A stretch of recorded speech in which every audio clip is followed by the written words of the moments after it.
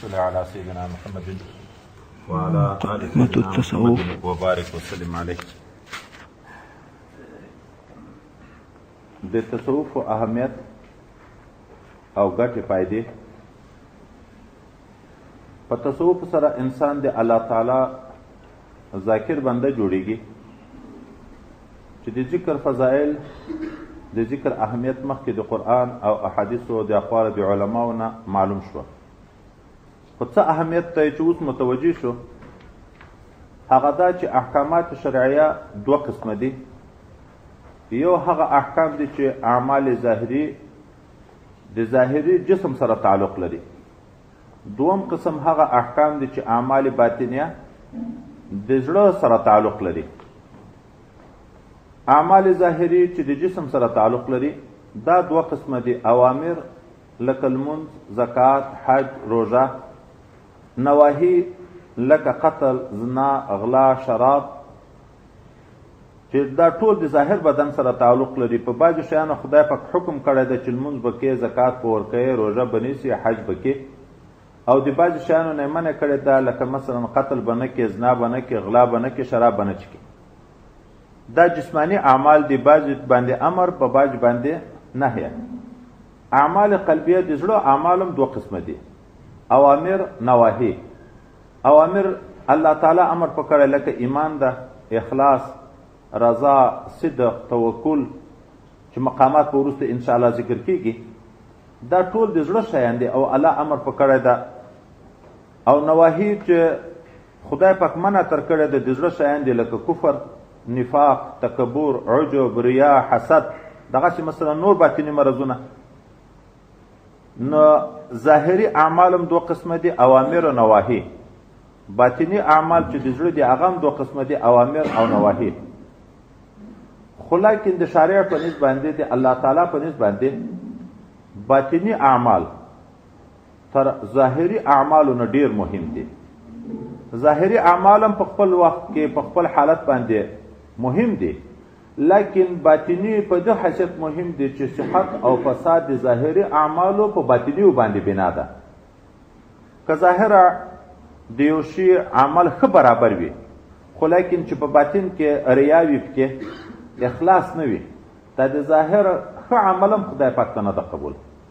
الله تعالی وی: فمن كان يرجو لقاء ربه فليعمل عملا صالحا ولا يشرك بعبادة ربه احدا. څوک چې امید لري د ملاقات رب کریم چې په ورځ د قیامت کې به زه د خدای پاک دیدار کم، د الله حضور ته به درېږم، نو دغه انسان د عمل صالح کی، خو د باطن په لحاظ به دا احتیاط وي چې شرک به په عبادت کې د رب سره د هېڅ هم نه کړي. څه معنی؟ ریاکاري به نه کړي. که ریا وه پکې دغه ته شرک خفي ویلی کېږي. دغه عمل بیا د خدای پاک په نسبت باندې دا قبول نه ده. نو ظاهري اعمالم هغه قبلیږي چې باطن په لحاظ اخلاص وي پکې، چې اخلاص نه وي بیا هغه اعمال د خدای پاک په نسبت باندې نه قبلیږي. نبی کریم صلی الله علیه وسلم هم صحابه کرام د زړه اصلاح ته ډیر متوجه کول او ورته فرمایل به: الا وان فی الجسد مضغة اذا صلحت صلح الجسد كله واذا فسدت فسد الجسد كله. چې د انسان په وجود کې یوه ټوکره ده چې هغه صالح وي ټول بدن به صالح وي، او که هغه فاسد وي ټول بدن به فاسد وي. هغه چې ده هغه زړه ده.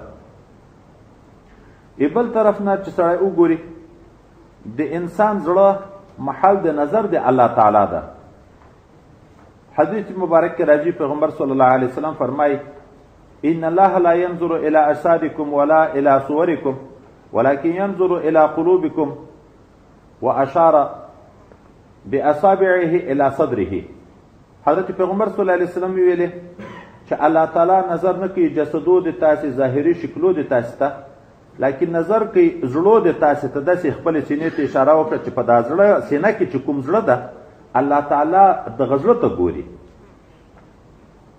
حضرت علامه جلال الدین سیوطي رحمه الله په اشباح و نظائر لسیوطي چې کوم کتاب ده په دغه کې وایي: واما علم القلب معرفة امراضه من الحسد والعجب والرياء ونحوها فقال الغزالي انها فرض عين. علم د زړه یعنی معرفت مرضو د زړه لکه حسد، عجب، ریا او داسې نور چې په باطن کې د انسان په زړه کې دا شپېته قسمه مرضونه پیدا کېږي، د دغو معرفت دا فرض عین ده په انسان باندې. ولې فرض عین ده په انسان باندې؟ ځکه لکه ظاهري ګناوې چې ګناوې دي حرامې دي، لکه مثلا زنا شوه، غلا شوه، شراب چکل شوه، قتل د مسلمان شوه، خو باطني ګناوې هم دغسې حرامې دي. تکبر هم دغسې حرام ده، ریا هم دغسې حرامه ده، عجب هم دغسې حرام ده، نفاق هم دغسې حرام ده. رب کریم فرمای قل انما حرم ربي الفواحش ما ظهر منها وما بطن. تو ورته وایې ای پیغمبر علیه السلام دا خلکو ته چې حرامي کړي دي رب دې ما ګناوې، ښکاره ګناوې دي او که پټې د زړه ګناوې دي، ټولې الله تعالی حرامي کړي دي. او بل ځای کې الله تعالی فرمای ولا تقربوا الفواحش ما ظهر منها وما بطن. مه ورنږدې کېږي ګناو ته، هغه ګناه چې ظاهره وي، ښکاره وي، او هغه چې پټې وي. اوس باطني ګناوې لکه حسد، ریا، منافقت، د هغو حرمت د احادیثو نه معلومیږي چې تکبر څومره سخته ګناه ده. نبی کریم صلی الله علیه وسلم فرمایي چې چا په زړه کې د ذرې په انداز تکبر وي، په ورځ د قیامت باندې به جنت ته داخل نشي. حضرت پیغمبر صلی الله علیه وسلم د انسان په زړه کې چې د مسلمان سره حسد وي، کینه وي، د ده حسنات داسې خوري لکه اور چې لرګي سوځي، دا یې د نیکي داسې ختموي. او علامه ابن عابدین شامی هغه فرمای ان علم الاخلاص والعجب والحسد والرياء فرض عين ومثلها من آفات النفوس. علم د اخلاص، د عجب، د ریا، د حسد دا فرض عین ده، یا د دغو په شان نور صفات چې دي چې په نفس کې چې څومره شیان واقع کېږي د هغو علم فرض ده.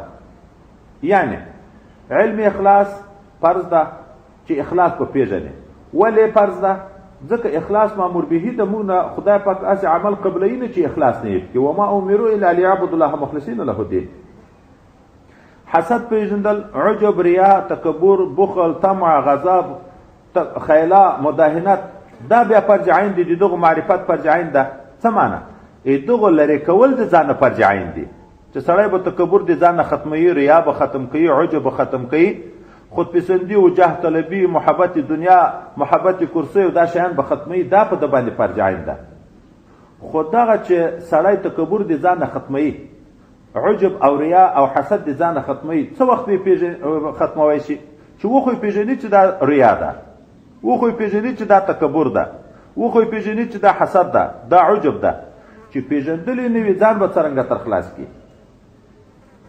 دا چې امام غزالي وی چې دا د علم باطن معرفت هم فرض عین ده، دغه دپاره فرض عین ده چې ځان ساتل د دغو شیانو نه فرض عین ده، د نفاق نه، د کفر نه، د ریا نه، د حسد نه، د تکبر نه ځان ساتنه فرض عین ده. خو ځان ساتنه بغیر د علم نه کېږي. ولې؟ ځکه علامه شامی فرمایي فإن من لا يعرف الشر يقع فيه. ځکه څوک چې شر نه پېژني اخر کې واقع کېږي، چې ورته معلوم نه وي چې دغه کې ګناه ده، دته به ښه شی معلومېږي او لګیا به په ګناه باندې وي. دته به ځان د ښه کمال چښتن لیدی کېږي او په واقع کې به د کمال نه ډېر لرې وي.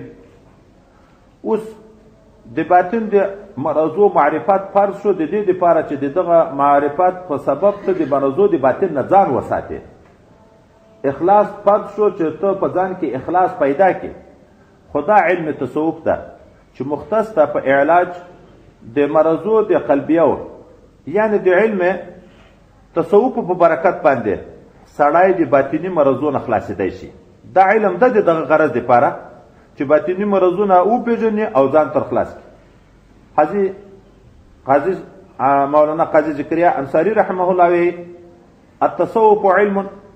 دا اوس د تصوف تعریفونه دي چې د هر تعریف ته یې ګوري ذاتي سړی په دغه باندې پوهېږي چې د باطن صفایي به د تصوف په بل څه نه راځي. د تصوف تقریبا تر 2000 نه زیات تعریفونه راغلي دي، خو دلته موږ یو څو تعریفونه رانقل کوو. اول شیخ الاسلام قاضي زکریا انصاري رحمه الله فرمایي التصوف علم تعرف به احوال تزکیة النفوس وتصفیة الاخلاق وتعمیر الظاهر والباطن لنیل احوال سعادة الابدیه. تصوف علم ده چې پیژندل کېږي په ده باندې احوال د صفایي د نفس، د صفایي د اخلاقو او آبادول د ظاهر او د باطن په شریعت باندې د څه دپاره دا په پیژنده کېږي د حصول د نیکبختي دائمي دپاره چې سړی دا وپېژني نو دائمي نیکبختي غایه او غرض هم ورته معلوم شو چې دائمي نیکبختي به دغه انسان ته سعادت د دنیا او د آخرت خوشحالي او کامیابي به دغه انسان ته پیدا کېږي. دوم تعریف شیخ احمد زروق رحمه الله فرمایي التصوف علم قصد لإصلاح القلوب وإفرادها لله تعالى عما سواه. تصوف یو علم ده چې مقصد د دنه اصلاح د زړه ده او تنهایی د زړه ده د الله تعالی نه سوا چې نور څومره شیان وي چې زړه د یغو نه جدا کړي فنا فی الله مقام ته ورسیږي د نور شیانو نه زړه جدا کړي او فقط او فقط الله تعالی سره تعلق راشي. حضرت جنید بغدادي رحمه الله تعالی علیه تعریف د تصوف کوي التصوف استعمال كل خلق سني وترك كل خلق دني.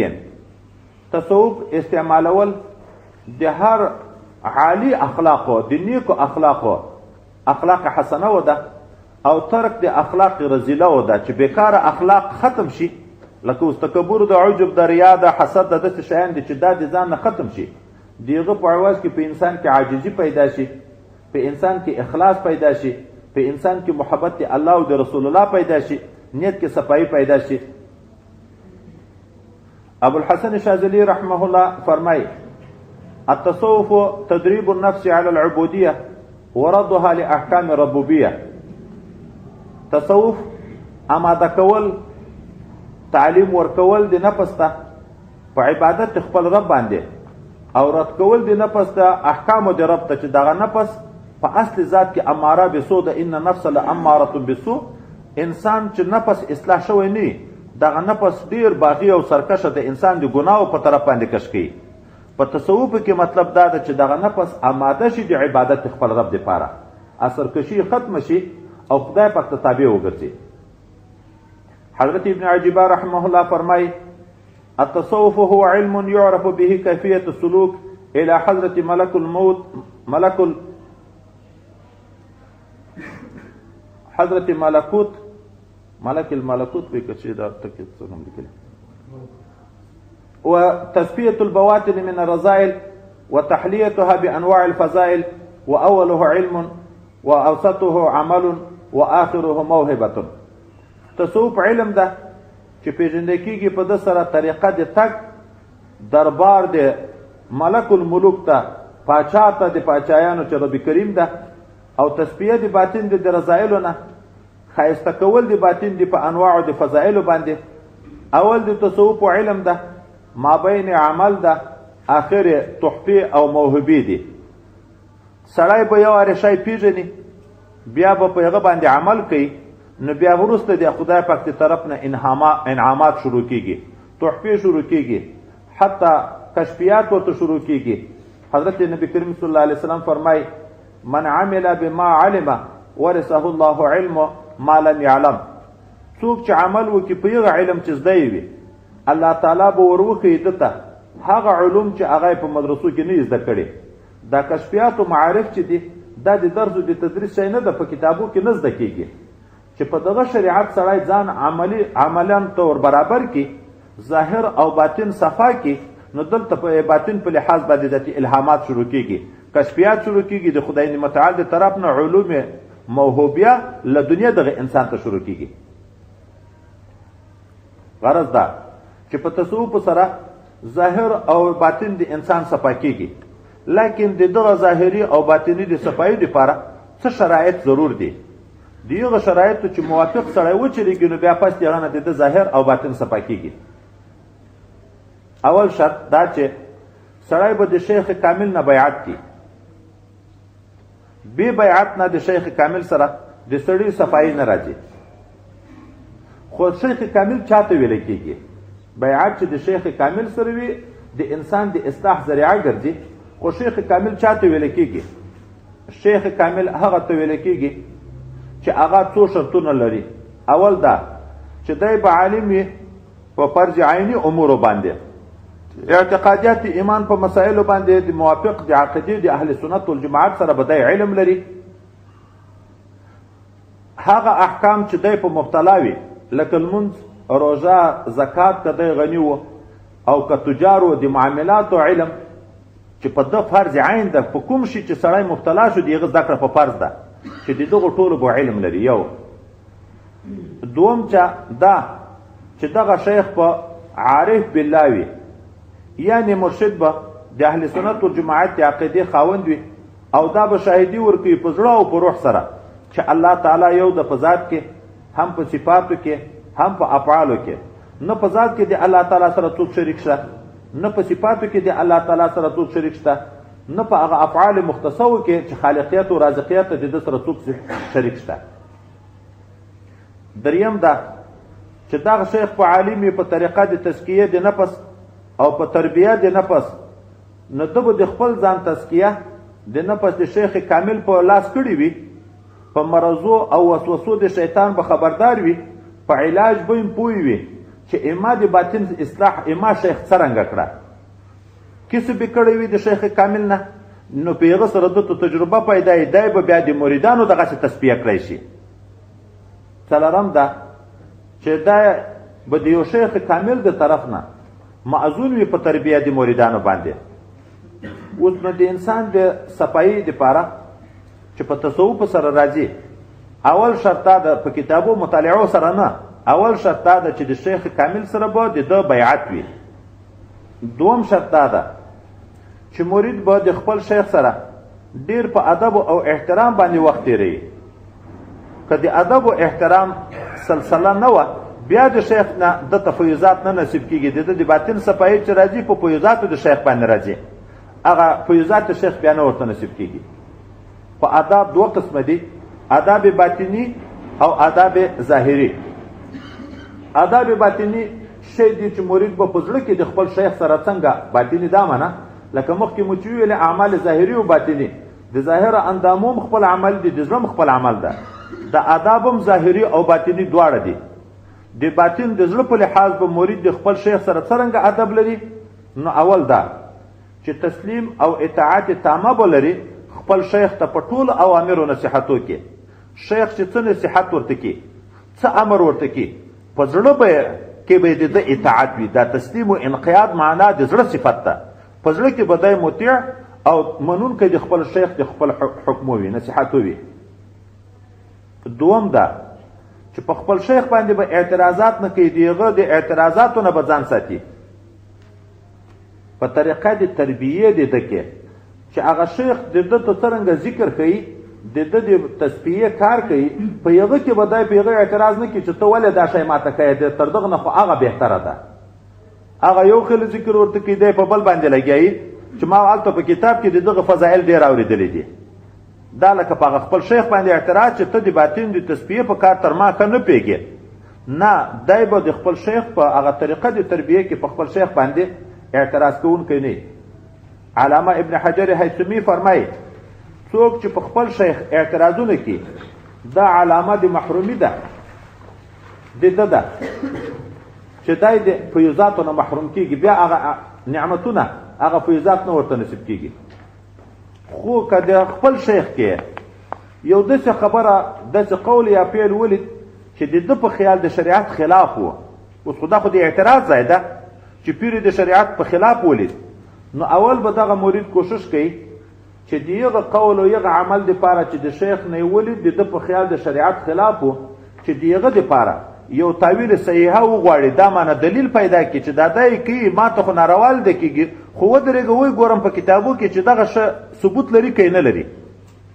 او که ته په خپله د هغه عمل او قول دپاره چې پیر په لګیا ده دلیل نه کو پیدا څه تاویل صحیحه یې نه کو پیدا بیا به د خپل شیخ نه په ادب سره پوښتنه کړي داسې نه چې ته دا کار ولې کې په داسې عنوان لکه ځان ناپوهې واچي چې دغه عمل څرنګه د شریعت کې د دغه د جواز دپاره اوس کې خو یا پیر خدای داسې نه وټي چې ته ولې داسې کې په داسې عنوان لکه ځان دپاره معلومات حاصلوي دغه عمل یا داسې قول چې سړی کې شریعت نگاه نه د دغه دپاره څه دلیل د جواز شته. اوس نو که شیخ سره هغه دلیل موجود و دته به دلیل وي قناعت به حاصل شي که نه و شیخ ته به تنبیه شي چې زه په دا قول یا په دا عمل لګیا یم دا خو د شریعت په خلاف باندې لګیا یم. شیخ هم انسان د عاجز ده. اوس کله سړي پام نه وي هغه په ناروا لګیا مرید تنبیه ورکړي هغه د تنبیه د مرید د وجې نه دی خپلو تقصیراتو ته متوجه شي بېرته اصلاح وکړي. دریم دی به په خپل شیخ باندې کامل اعتقاد لري چې د ما شیخ په ارشاد او تربیه د مریدانو کې د پوره کمال څښتن ده. په خپل شیخ به ښه مطمئن وي کامله عقیده به لري نو بیا پس دغه نه د دغه انسان کار جوړېږي. څلورم د خپل شیخ په صحبت کې به په پوره صدق او اخلاص سره کینی. د هغه په مجلسو کې به صادقانه د محبت او د صدق او د اخلاص په بنیاد ورته شرکت کوي. پنځم د خپل شیخ عظمت او احترام به په حضور او غیبوبت کې لري. کله د خپل شیخ سره نږدې ده د هغه په مجلسو کې کینی هغه یې ویني او کنه شیخ په بل وطن کې ده په بل ځای کې ده په بل ځای کې ده که حاضر وي که غایب د خپل شیخ په زړه کې احترام لري دغه خپل شیخ په عظمت په زړه کې لري. ځکه علامه ابراهیم ابن شیبان فرمایي من ترک حرمة المشایخ ابتلي بالدعاوی الكاذبه وافتضح بها. څوک چې د خپل مشایخو احترام ترک کړي زړه کې د هغو عظمت او وقار نه لري دی به د دروغو په دعوو مبتلا شي او رسوا بشي. او شیخ عبدالقادر جیلانی رحمه الله فرمایي من وقع في عرض ولي ابتلاه الله بموت القلب.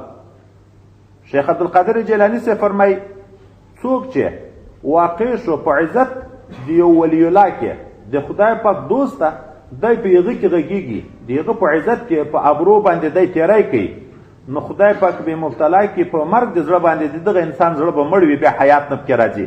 فیضات او انوارات خو هلته ورته نصیب کېږي چې زړه کې قوت او حیات موجود وي. شپږم ده چې مرید به د خپل شیخ سره کامل محبت لري خو داسې محبت چې درمیانه حاله وي. څه معنی؟ چې خپل شیخ به تر نورو مشایخو نه کم نه بولي او څه ټکي دلته پاتې دي او داسې نه چې خپل شیخ د بشریت نه فوق او یا یې معصوم وبولي. په خپل شیخ په دا اعتقاد وي چې تر نورو پیرانو نه د ما شیخ کم نه ده لیکن داسې هم نه چې دی د ملایکو مقام ته رسېدلی یا معصوم د دې نه ګناه نه کېږي. متوسط محبت به وي ورسره. دا بل بیا دا چې نه ده دا اوم شرط ده. دا بیا ټکی نه ده اوم شرط ده چې مرید به د خپل شیخ نه سوا د بل شیخ طلبګار نه وي. چا چې د چا سره بیعت وکړو دغه مرید به د خپل شیخ طلبګار وي د بل شیخ طلبګار به بیا نه وي. ولې؟ ځکه چې بیا د زړه محبت د تقسیمیږي په مابین د دوه شیخینو کې. او دا یو بیا داسې مثال لري لکه یو سړی چې په جسماني مرضو باندې گرفتاره ده په یوه وخت کې د دوه ډاکټرانو علاج کوي. یو مرض ته د دغه مرض په وخت کې یو ډاکټر ته ورځي هغه یو خلي نسخه ورته لیکي بل ډاکټر ته ورځي هغه بل خلي نسخه ورته لیکي. پایدې دې دا شي چې یا خو علاج ونه شي او یا دا ده چې تحیر ورته پیدا شي چې اوس ما علاج د کوم ډاکټر سره وشو آینده به زه بیا د دغه خپل مرض د علاج لپاره کوم ډاکټر ته مراجعه کوم فایده مې د دغه سره وشوه او که فایده مې د دغه سره وشوه. د انسان چې خپل شیخ موجود وي او دی بیا د بل شیخ طلبګار شي که د بل شیخ په مجلسو کې د هغه په توجه کې دته څه شی پیدا شو اوس نو دته دا اعتقاد راغی چې دائما دغه دوم چې دغه سره مې تعلق جوړ کړ کمال تر هغه نه ډېر ده دا ایما تر شیخ نه کامل ده لا دغه اول شیخ نه چې کوم فیضات ورته نصیب کېده ټول ختم کېږي. سړی د خپل شیخ د اجازې نه بغیر اوس دغه باندې لږ سرخلاص کوي د خپل شیخ د اجازې نه بغیر چې د بل چا سره تعلق جوړوي هغه ته دا تاوانونه پیدا کېږي.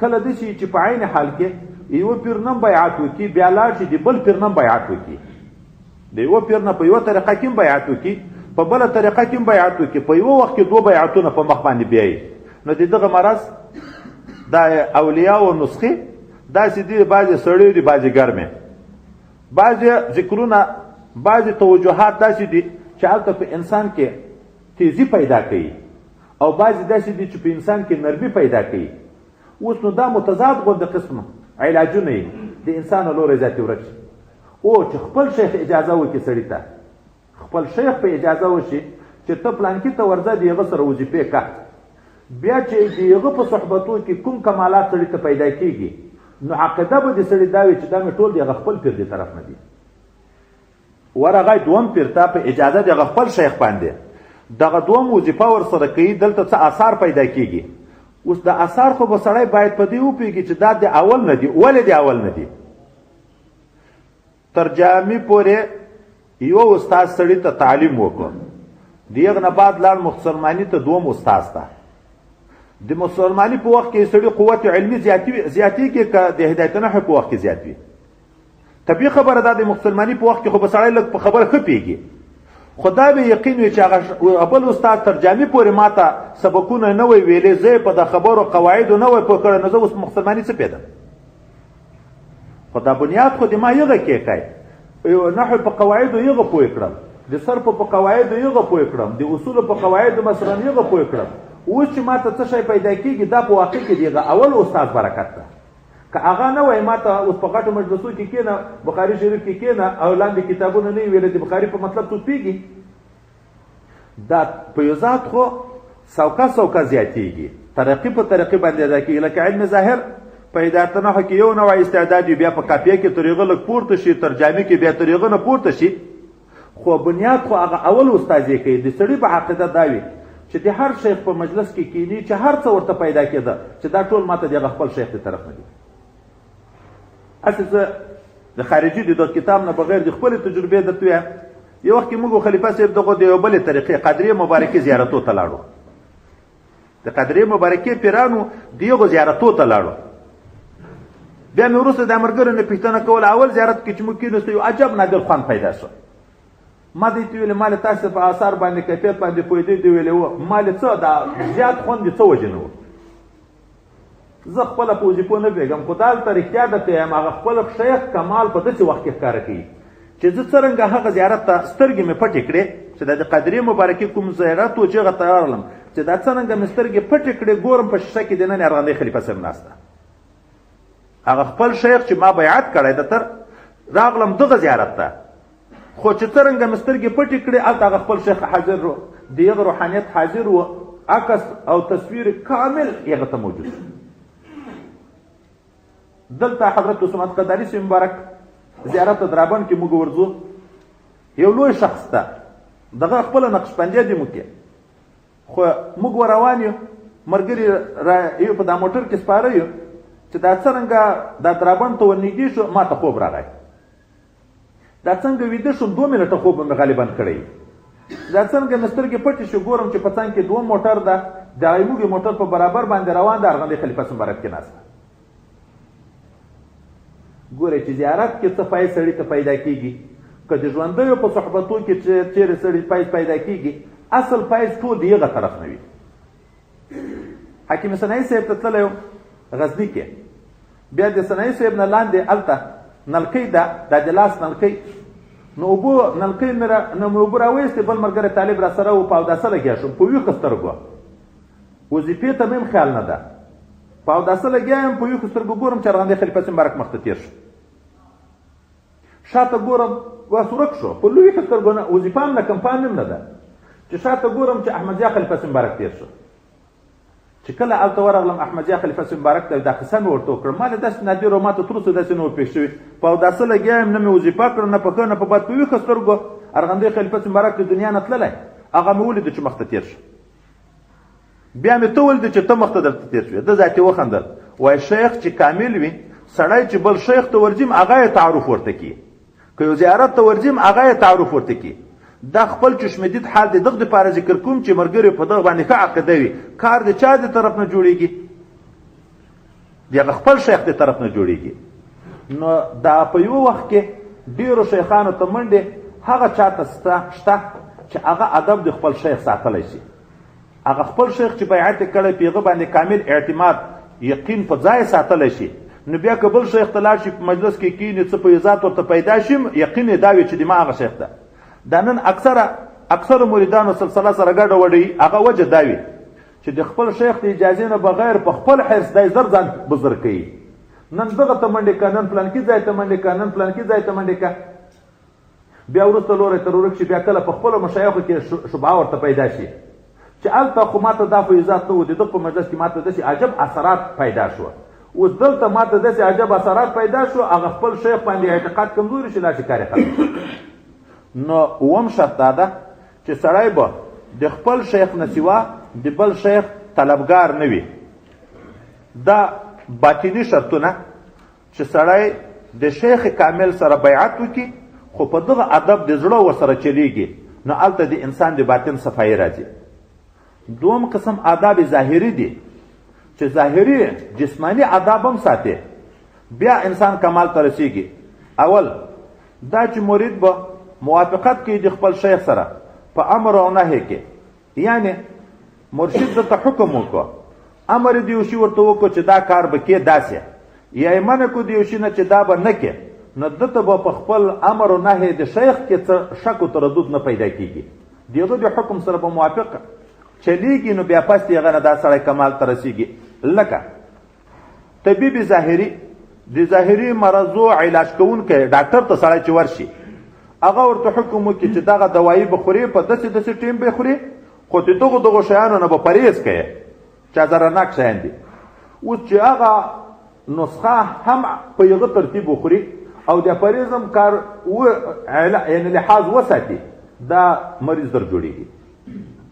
شیخ کې په اول شرایطو کې دا ده چې ځان به په شریعت برابره، د ګناهو نه به ځان ساتي، مامورات به په ځای کوي، د ګناهو نه به ځان ساتي. اول شرط بیعت کې دا ده. دوم شرط دا ورته چې ذکر به ډېر کوي. دریم شرط دا ورته ذکر کوي چې محبت به د خپل شیخ سره ډېر لري. اوس که سړي داسې و چې هغه ده چې کوم ذکر ورته خو هغه نسخه یې عملي کوله او ورسره یې پرهیز د ګناهو نه کوه، چې شریعت پایبندي یې کوله، نو د دغه مرید ترقي ذاتي بیا ډېره راځي. دوم شرط دا چې مرید به د خپل شیخ په مجلس کې په ډېر وقار او احترام ناست وي، نه به تکیه کوي، نه به خاندي بې موجبه. دا دوم نه به ټکی زاید ده دلته، نه به خاندي بې موجبه، دلته بیا نه به ټکی وروسته پاتې ده، نه به ویده کېږي، نه به په زوره خبرې کوي، نه به بې اجازې خبرې کوي. د شیخ په مجلس کې به په وقار او احترام ناست وي، تکیه به نه کړي، خبرې به نه کړي، په زوره باندې بې ځایه به خنداوې نه کړي، بې اجازې به خبرې نه کړي. لکه د دغه شرط اخذ د سورت حجرات اول د څو آیتونه صحابه کرامو ته خدای پاک تربیه ورکړې ده د حضرت پیغمبر صلی الله علیه وسلم په شان کې، هغه به په ځان عملي کوي.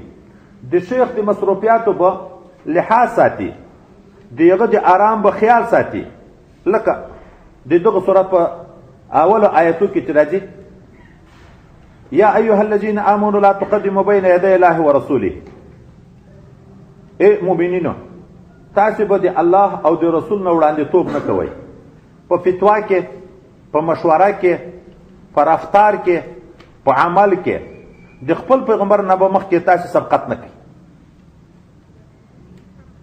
پیغمبر علیه الصلاة والسلام مجلس ته صحابه راغله، هغه صحابو کې صدیق اکبر رضی الله عنه ورته ویل پلانکای مشر مقرر که ورته. حضرت عمر صاحب ورته ویل نه پلانکای ورته مشر مقرر که. اختلاف شو، څه خبرې په زوره شوې، څه خبرې په زوره شوې. خدای متعال آیاتونه نازل کړه، لا ترفعوا اصواتکم فوق صوت النبي ان تحبط اعمالکم وانتم لا تشعرون. د نبی علیه السلام په مجلس کې په زوره مه غږېږئ، عملونه به ټول ختم شي، تاسې به خبر نه یې. چا قربانۍ نبی علیه السلام د اختر لمانځه ته روان و چې بېرته راوګرځېد، د بعضې خلکو پسونه مخکې لا تر لمانځه حلال کړي وو. نبی علیه السلام ورته ویل دغه چا چې مخکې حلال کړي دا صرف د غوښې پسه د قربانۍ نه ده شوې، بېرته بیا راګرځي. لا تقدموا بین یدی الله ورسوله، د رسول نه به په عمل کې هم سبقت نه کوي، د هغه نه به مخکېتوب نه کوي.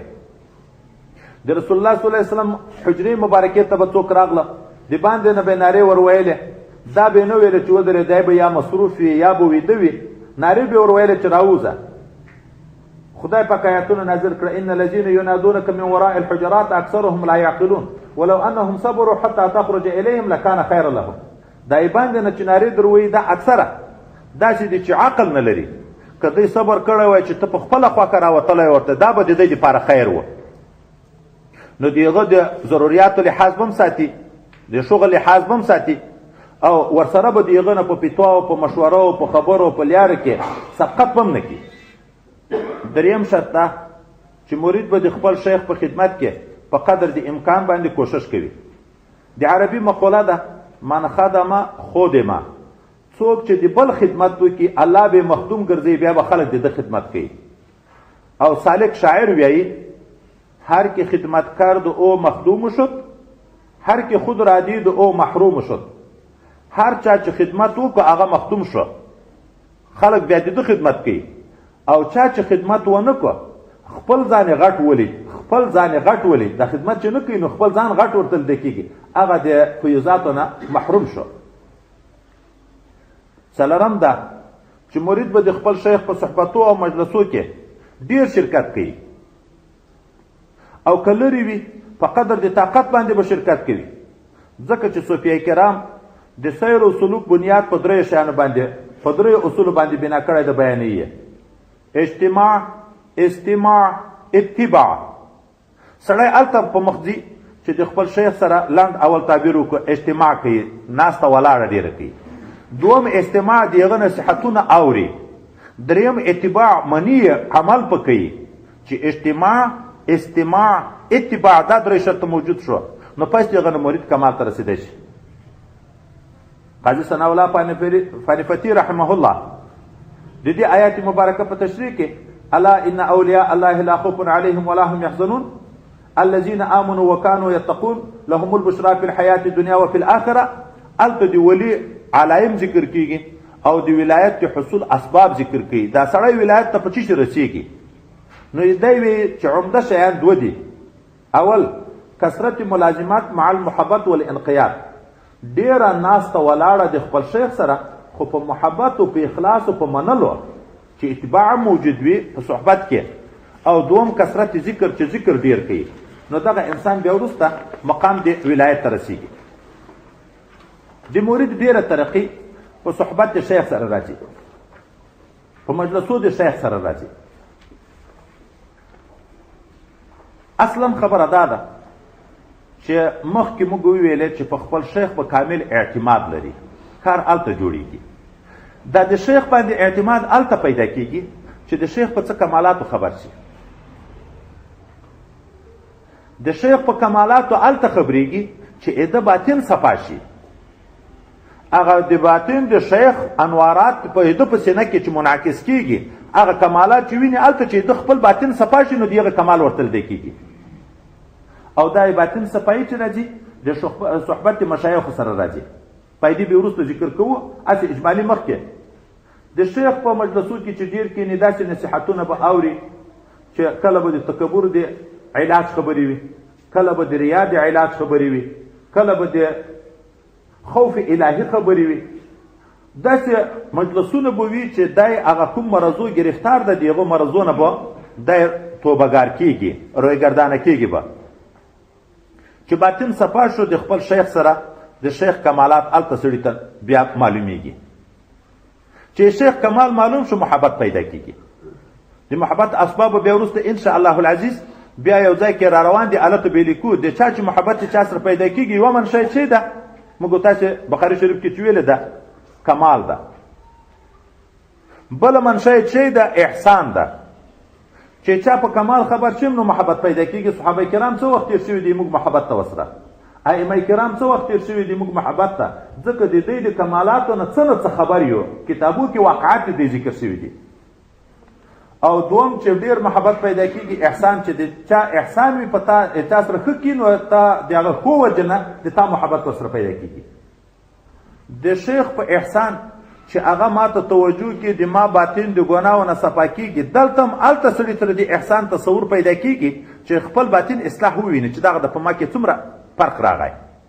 مخکې مې څه کړه اوس په څرنګه عمل باندې گرفتاره شم.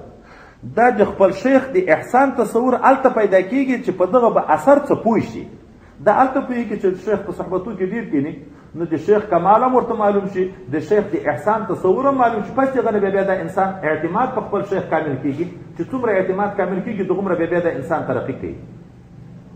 د صحبت شیخ اهمیت چې سړی د نیکو خلکو په مجلسو کې ډیر کینی، فایدې ډېرې دي. دا د قرآن او حدیث او اقوال د علماو نه معلومیږي.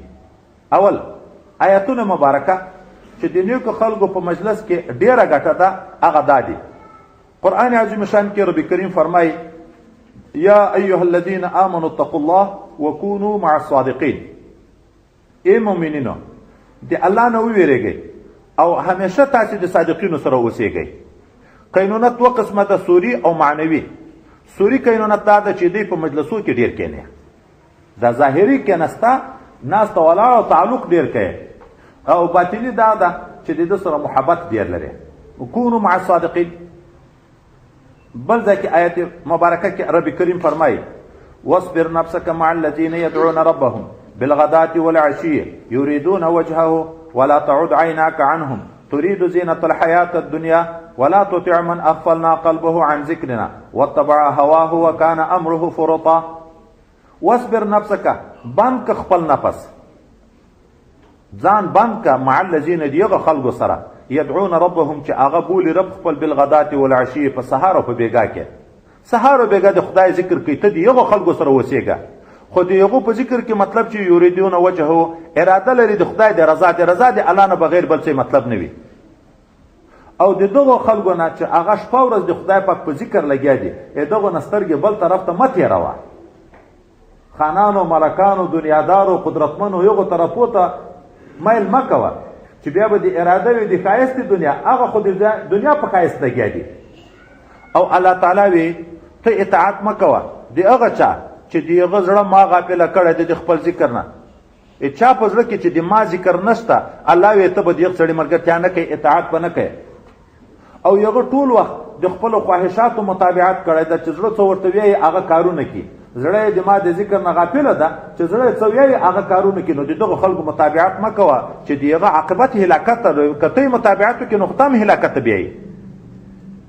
بل ځای کې آیت مبارکه کې الله تعالی فرمایي واتبع سبیل من اناب الیه، یعنی مطابقت کوه.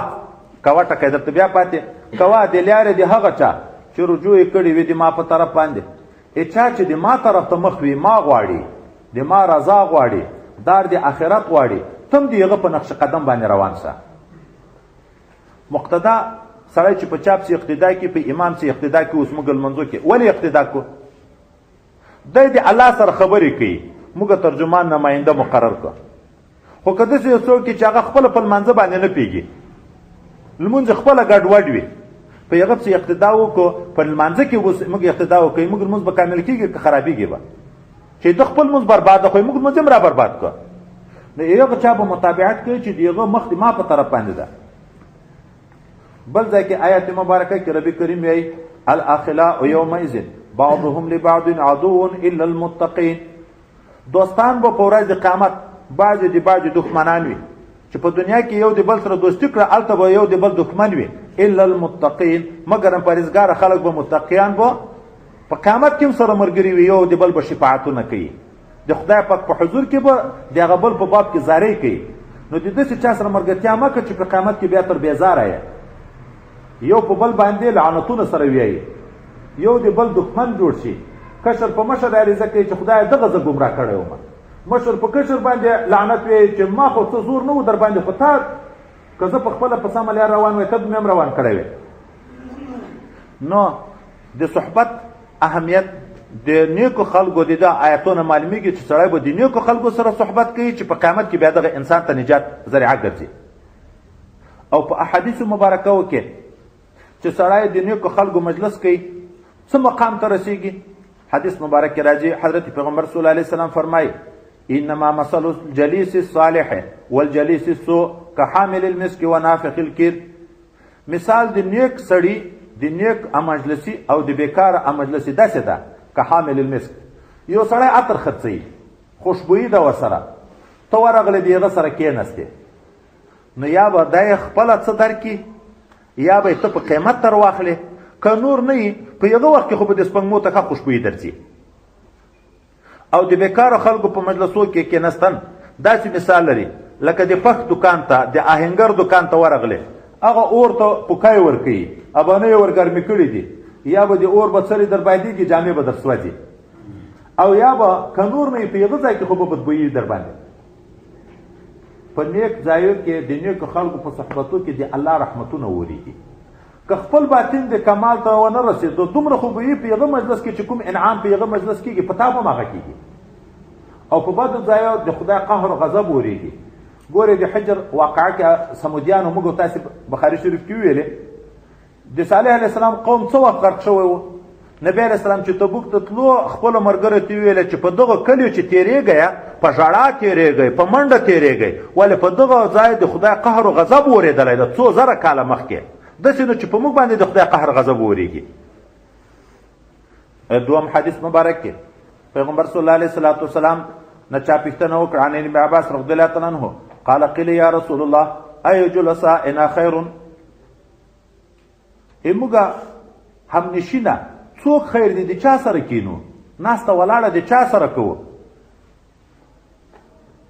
حضرت پیغمبر صلی الله علیه وسلم ورته ویلې قال من ذکرکم الله رؤیته وزاد فی علمکم منطقه وذکرکم فی الاخرة عمله دیغه چا سره کینی قال یغه چا سره کینی من ذکرکم الله رؤیته چې در په یادی تاسو ته الله دیدار دیده چې دی ویني تاسو د الله طرف ته مینه پیدا شي الله در په یاد شي د دې سړي سره کینی او دیغه چا سره کینی چې د تاسو په علم کې د خبرې زیادت راولي چې دای مجلس کوي د خدای او د رسول د دین خبرې کوي تاسو علم زیاتېږي دیغه چا سره کینی چې د عمل ته وګورئ تاسو ته په خپل آخرت تر په یاد شي چې د عمل تاسو ته آخرت تر په یادې بل روایت کې راځي حضرت پیغمبر صلی الله علیه وسلم نے روایت عن ابي هريره رضی الله تعالی عنه قال قال رسول الله صلی الله علیه وسلم الرجل على دين خليله فلينظر احدكم من يخالل هر انسان په دین د خپل مرګري باندې ده نو ودی ګوري انسان چې دای مرګتیا د چا سره ده صحبت مرګتیا ده ودی ګوري د مرګتیا چا سره ده که سړی ظاهره ځان خبو سړی بولی خو ناسته ولاړی د چسیانو پوډریانو بدعملو سره ده په واقع کې دغه انسان محبت یغه خلکو سره ده ادم هغه عمل خوښ ده نو دای په دین دی هغه ده او که سړی د نیکو خلکو په مجلسو کې کینی دی هغو سره محبت او اخلاصي نو په واقع کې دی په دین دی هغو باندې ده حضرت ابو ذر رضی الله عنه بل حدیث مبارک کې راځي حضرت ابو ذر رضی الله عنه فرمایي قلت الرجل يحب القوم ولا يستطيع ان يعمل عملهم ما نبی علیہ السلام تو ویله یو سړی دی یو قوم سره محبت لري خو دومره طاقت نه وي چې هغه سي نیک عمل وکړي لکه هغه یې چکي دغه محبت ګټه رسي قال پیغمبر علیه السلام ورته ویله انت یا ابا ذر مع من احببت ته به د هغه چا سره چې د چا سره د محبت ده عمل خو هغه څه نشي کړی لکه دی چکي خو د زړه محبت ورسره لري ناسته ولاړ او تعلق ورسره لري اخلاص ورسره لري په قیامت کې به د هغو دیدار تا ته په نصیب کېږي دا تر دغه ځایه پورې د اهمیت د صحبت په لحاظ باندې خبره د قرآن او د احادیثو نه وروسته به بیا د علماو اقوال ذکر کو د اکابرو د امت چې د نیکو خلکو په مجلسو کې په صحبتو کې انسان ته څومره ګټې دي دا به انشاءالله د سبا نه شروع